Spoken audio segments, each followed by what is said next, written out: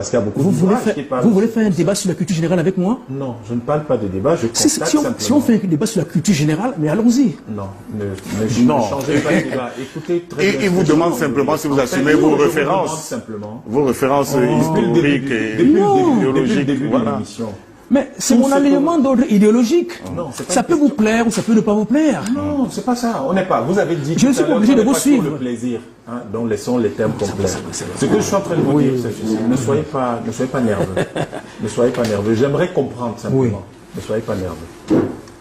Lorsque vous êtes un Africain d'un certain âge et que vous êtes un haut responsable politique et que toutes vos citations, toutes vos références sont européennes. Quelle est la société que vous voulez construire en Afrique? Une société européenne? Monsieur, depuis que nous avons commencé, vous n'avez cité aucun Africain. Moi, je ne cite personne. Alors, laissez-moi donc, c'est ma liberté. Vous êtes démocrate ou pas? Alors, si vous êtes autocrate, comme j'ai vu ailleurs, il y aura justement, et extrémiste, vous posez une question, vous n'avez pas encore cité un seul Africain. Pas besoin. Je vous conseille donc de lire... Encore que je vous ai donné quelques références. Je vous conseille de lire Les Sana de Séverin Cécile Abega. Vous ne répondez pas à ma question. Est-ce que... C'était laquelle finalement? Voilà. Vous m'accusez de n'avoir pas cité un Africain. Une question toute simple. Je ne vous ai pas accusé. Et je suis sur la voie et je constate que vous n'avez cité personne. Je vous aide là. Vous êtes en train de... Vous n'avez pas cité personne. Je vous aide là, mais vous donnez l'impression que vous êtes en conflit avec moi. Je vous aide en fait. Mais vous ne l'avez pas perçu. Ce que je voulais vous demander... Non, arrêtez ça, monsieur. C'est que je... Arrêtez ça. Non, je vous aide un peu. Non, arrêtez ça. Ce que je voulais vous demander, sortons... Je crois que... Sortons du type de débat que vous avez eu. Je suis le centre-gauche. Vous devez certainement appartenir à l'une des extrêmes. Ceux qui nous regardent vont voir. Vous auriez pu me demander. Je ne veux pas avoir ce genre de débat avec vous parce que je vous ai dit que la première partie, avant que je ne vienne, je ne veux pas rentrer dans ces poubelles. Je vous pose des questions qui sont beaucoup plus simples et qui sont beaucoup plus intéressantes pour le public. Moi, je suis un électeur potentiel. Si vous voulez m'emmener dans ces débats que vous avez avec des journalistes, vous n'aurez jamais ma voix. Vous êtes en train de créer une organisation, vous êtes dans la conquête des... Les journalistes posent des questions... Laissez-moi finir. Les journalistes posent des questions... Attendez. Laissez-moi finir. Vous n'êtes pas là maintenant intervieweur. Vous êtes un duel. D'accord. Que signifie le mot duel? Ok, d'accord. Vous n'êtes pas mon duel. Vous êtes à la quête des lecteurs. Vous confondez votre rôle. Vous êtes à la quête des lecteurs. Vous aussi, on connaît votre parti. On connaît votre parti. Lequel? Vous connaissez déjà mon parti. Donc, sur ce point-là... Ne vous fiez pas à son écharpe rouge. Je ne suis membre d'aucun parti politique, monsieur. Et si vous commencez à dire au public que vous vous trompez sur tout, c'est mauvais. Vous êtes à la quête des lecteurs et je vous dis encore que je suis un électeur potentiel. Merci. Donc, essayez de me conquérir. Vous êtes communicateur, essayez de me conquérir. Je vous rappelle tout simplement que cette rubrique s'appelle le duel. Le duel ne veut pas dire que vous allez perdre un électeur. Vous ne pouvez pas perdre un électeur. Vous allez me lire certainement. Le duel ne veut pas dire forcément qu'on arrive à se tuer. Un duel peut vouloir dire on construit. Oui, absolument. C'est d'ailleurs ce que nous... Et je suis en train de vous dire, essayons de construire ensemble. Vous et moi. Ajouter ensemble. Essayons de construire. Voilà. D'accord? Nous ne sommes pas là pour nous entretuer. Essayons de construire. Et dans le cadre de la construction, ensemble. Si je vous ai posé la question de votre vote pour Frundi, c'était pour vous demander, pour qu'on arrive à mieux comprendre en fait. Ça permettrait aux gens de mieux comprendre pourquoi vous avez démissionné du MRC. Vous avez voté pour Frundi en 92. Le président du MRC était l'un des conseillers de Frundi en 92, je me trompe. Et c'est tous ceux qui ont conseillé à Frundi de ne pas aller aux élections législatives en 92, qui auraient, d'après un certain nombre d'analystes, qui aurait probablement empêché ce pays, et je comprends que vous disiez qu'il y a des ouzulatistes au MRC, qui aurait probablement empêché ce pays de changer son destin, parce que si le SDF était allé aux élections législatives de 92, c'est pas l'UNDP qui aurait eu 56 députés, probablement les SDF, et ce pays, son destin aurait changé. Qu'est-ce que vous en dites? C'est évident. Bien. Si cela est évident, quelles sont les vraies raisons pour lesquelles vous avez cofondé le MRC, célébré ses ambitions, promu ses valeurs, mais pas être allé au SDF qui était pour lequel vous avez voté en 92. Je ne comprends pas très bien. Oui, vous savez très bien que la même question m'a été posée par beaucoup de gens, parce que comme ils ont vu mon nom, il s'appelle Lipote, il est Bassam Poubati, il doit absolument être UPCiste. Beaucoup de gens m'ont posé ce type de questions. Je leur ai dit, parfois j'ai répondu amicalement, est-ce que c'est facile d'aller dans un stade de football où les hooligans et d'autres personnes se battent entre eux de façon très violente? C'est pas trop fort. Non, il y a un hooliganisme politique aussi qui existe. C'est pas exagéré. Non, c'est une description. Ça veut dire qu'il y a un extrémisme. Quand il n'y a pas d'extrémisme là, il y a un hooliganisme politique qui existe en termes de militants. Ils sont sur les réseaux sociaux. Hein. C'est du hooliganisme politique. Donc, ce que je veux dire, sans éducation parfois, ou alors éduquer mais manipulateurs. Donc, c'est très difficile. Laissons même la métaphore du football ou du sport. Même dans une famille, c'est pas facile de rendre visite à votre ami, à votre collègue, à votre copain. Si vous savez que chaque fois que vous irez là-bas, il y a la bagarre dans le foyer. Parce qu'en fait, vous les aimez tous, et en même temps, ça vous fait mal de les voir en train de se... Voilà. Ça a l'air facile comme ça, mais en réalité, ça peut influencer consciemment ou inconsciemment. Okay. L'UPC incarne, l'UPC des Ruben Oumyobé, on n'en était pas arrivé. Je savais que vous veniez et que vous parlerez de l'UPC. Non, il parlait de l'USDF. Il a parlé du SDF, Sostène. Non, il m'a posé une question. Il dit, vous étiez fan du SDF, mais au moment de prendre la carte d'un parti. Électeur, c'est différent. Électeur de Fundi, c'est différent. Oui, mais au moment de prendre la carte d'un parti, vous avez pris celle du MRC. Vous avez fondé le MRC. Pourquoi donc être parti de cette affection pour le SDF? Mais c'est ce que j'explique. Vous avez parlé de l'UPC. Souffrez de m'écouter et de me comprendre. J'ai pris cet exemple tout simplement pour dire que quand vous voulez, même si vous souhaitiez aller quelque part et qu'il y a de la bagarre là-bas, vous vous arrêtez d'abord un instant pour observer. Et entre-temps, vous pouvez améliorer vos ambitions ou alors les changer. C'est tout simplement ça. Ou alors, vous-même d'ailleurs, prendre un certain type d'initiative. Quelle est votre ambition pour le Cameroun réellement? Je lui dis, un Cameroun prospère. Un Cameroun où tous les enfants de ce pays vivraient comme en toute fraternité, comme, excusez-moi de le dire, dans un camp de fonctionnaires, où les gens sont mélangés, ils viennent de tous les horizons, ou dans un lycée public, où les gens viennent de tous les horizons. Comment on construit une telle prospérité? Mais il faut à la fois des gens bien éduqués, je l'ai dit dès le départ. Pour moi, l'éducation, ça compte. Il faut aussi maintenant une très belle gouvernance. Il faut aussi des bons contre-pouvoirs.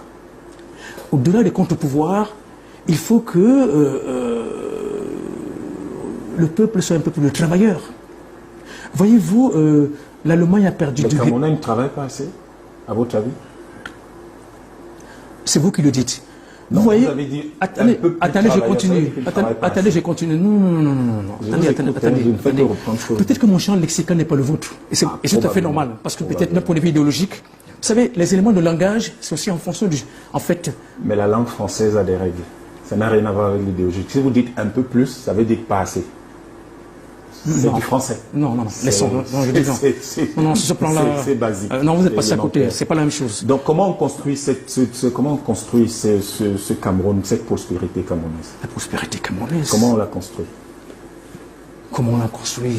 Comment vous entendez la construire? Mais j'étais en train de vous décrire et puis vous m'avez coupé. Non, je ne vous ai pas coupé, je vous relance. Quand je parlais de peuple travailleur, on peut avoir des travailleurs, mais qui ne travaillent pas. Ou alors qui ne savent pas travailler ensemble.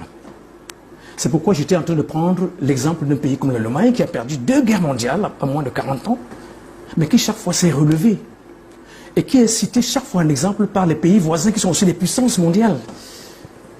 Et le modèle allemand est cité, que ce soit en matière de sécurité sociale, en matière d'armement, en matière d'économie. Les ingénieurs, vous voyez comment il y a des ingénieurs camerounais? Vous êtes vraiment camerounais? Les ingénieurs camerounais en Allemagne. Vous êtes vraiment camerounais? Les ingénieurs camerounais. Vous venez à la télévision, vous êtes camerounais. Les Allemands, avec toutes des atrocités qu'ils ont perpétrées au Cameroun, c'est ça l'exemple que vous prenez pour les Camerounais? Vous êtes hors sujet. Laissez-moi continuer à parler, s'il vous plaît. J'aime pas ça. Est-ce que vous comprenez de quoi nous parlons? Vous vous souvenez des atrocités des Allemands? C'est ça que vous prenez comme exemple pour les Camerounais? C'est-à-dire que des gens sont venus chez nous? Vous dites que c'est le modèle allemand. Vous n'avez pas compris, s'il vous plaît. La capacité à se relever après. Non, c'est pas ça. Sur le Si, c'est ça, monsieur. Sur le fond. Non, monsieur, arrêtez. Non, monsieur, arrêtez. Ça veut dire que c'est ça votre référence. Vous avez des problèmes en matière d'analyse du discours. Ah bon? Oui.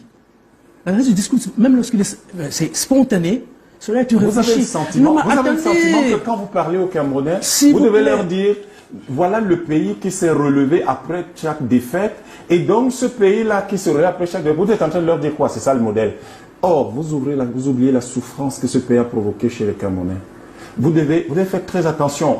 Vous êtes sur des éléments purement académiques alors qu'on est sur des questions politiques.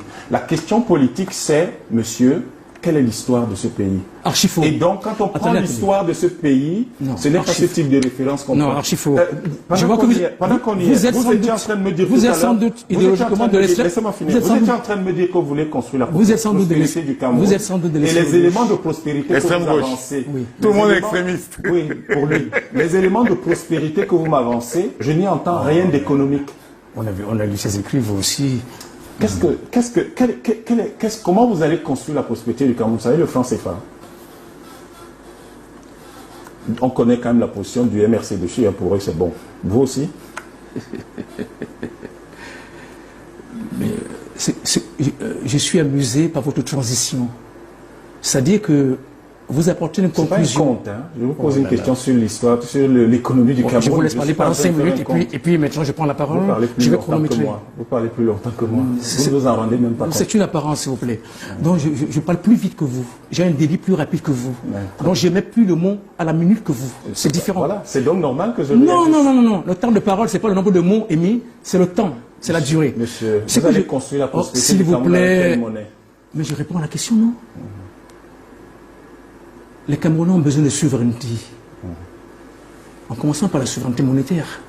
Pourquoi vous ne parliez pas de ça au MRC? C'est mon passé, le MRC. Tant mieux. Tant mieux. Je ne sais pas pourquoi est-ce que... Tant mieux. Donc, nous avons besoin de cela. Et je n'ai pas besoin de trop d'incantation ici. Parce que certaines choses en politique relèvent de stratégie. Okay. La stratégie ne s'étale pas dans les rigoles. Ou c'est pas dans les églises, ou en public, ou dans les stades de plaire à craquer qu'on vient parler de stratégie. On peut évoquer cela juste pour montrer qu'on a pensé. Mais en réalité, on ne l'étale jamais en public. Mais je vais vous dire une chose. Prenez le cas de M. Assimi Goïta au Mali. Il y a 2 ans, personne ne pensait que, quelque part, il serait sur cette voie. Il n'est pas encore arrivé à changer la monnaie. Mais il y a eu des grandes avancées en termes de faire à ce que les Maliens, le peuple malien, prenne son destin en main. Et petit à petit, qu'il se détache. Il y a des choses qu'on ne dévoile pas tout d'un coup. Et vous le savez très bien. Ce n'est pas la télévision, chaque jour. Mais je tiens à vous dire que cet instrument de souveraineté qu'est la monnaie, c'est nous qui devons l'avoir. Nous devons avoir notre propre monnaie. Mais comment? Quand et dans quelles circonstances? Wait and see. C'est tout ce que je peux vous dire à ce sujet-là. Le peuple doit attendre. Prochaine question? Non, je n'ai pas de questions à poser. Je vous ai dit, vous êtes un homme politique, j'essaie de comprendre votre discours et j'aimerais bien comprendre. Oui. Vous dites wait and see par rapport à la monnaie, vous dites la même chose. Là, on a un gros problème avec le carburant, et c'est le prix du carburant. Oui. Qu'est-ce qu'il faut faire? Et avec tout ce qui concerne d'ailleurs le secteur minier, qu'est-ce qu'il faut faire? Si je vous le dis, vous penserez que c'est une fuite en avant. Non, j'allais vous dire, nous n'avons pas encore lancé cela. Et donc, peut-être vous voulez avoir l'exclusivité d'expérience mondiale ici. Au-delà de mais c'est que je tiens à vous dire. Je ne vais pas revenir. Vous avez dit qu'il ne faut pas qu'on revienne sur votre passé. Oui, mais c'est que donc, pour qu'on construise, qu'est-ce que vous avez un nombre d'expérience, vous avez votre pensée propre. Qu'est-ce que vous en pensez? Qu'est-ce que vous nous dites, nous les électeurs potentiels? Un agent économique, chaque fois qu'il y a le prix qui augmente, pour un agent économique, autrement dit un consommateur, pour parler pour monsieur tout le monde, l'agent économique, ce n'est pas le mot économique ou ce qui est rationnel, cela, ce qu'il veut, c'est que son pouvoir d'achat soit confortable. Et le carburant, les Camerounais le consomment désormais chaque jour, d'une façon ou d'une autre. Soit par les transports, soit à la maison, soit dans de façon domestique, soit à travers les biens ou les produits qu'ils consomment, parce qu'il faut du carburant pour transporter un produit de Douala à Yaoundé. Donc, tout cela, le carburant, un pays comme le Cameroun qui produit le pétrole, c'est choquant pour les Camerounais, le prix du carburant.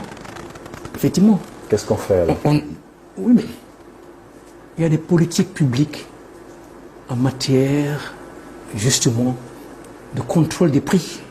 H, toi qui regardes, n'oublie pas de liker et de commenter. Vraiment, si tu n'es pas encore abonné, fais-le. Aidez-moi vraiment à travailler davantage. Quand vous likez comme ça, moi je suis content et ça m'aide. Merci pour la marque de confiance.